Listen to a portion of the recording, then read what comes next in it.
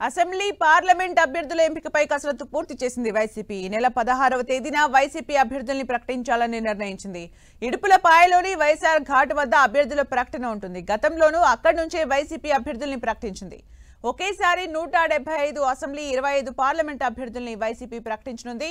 ఇప్పటికే అభ్యర్థుల ఎంపిక కసరత్తును జగన్ పూర్తి చేశారు. ఇన్ఛార్జ్ల మార్పులు చేస్తూ ఇప్పటికే 12 లిస్టుల్ని ప్రకటించారు. ఏపీలో ఎన్నికల ప్రచారానికి సీఎం జగన్ రూట్ మ్యాప్ సిద్ధం చేస్తున్నారు. రాష్ట్రానికి ఈశాన్యమైన ఉత్తరాంధ్ర నుంచి ప్రచారం మొదలు పెట్టాలని జగన్ నిర్ణయించారు. మొదటి రోజు ఇచ్చాపురం లేదా నర్సీపట్నం నుంచి ప్రచారం ప్రారంభించనున్నారు. 2019 ఎన్నికల్లో నర్సీపట్నం నుంచే ప్రచారం మొదలు పెట్టారు సీఎం జగన్.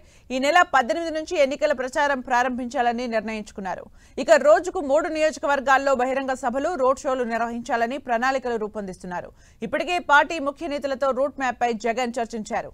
ఎన్నికల ప్రచారానికి ముందు 16వ తేదీన సీఎం జగన్ ఇడుపులపాయకు వెళ్లి వైఎస్ఆర్ ఘాట్ వద్ద నివాళులు అర్పించనున్నారు.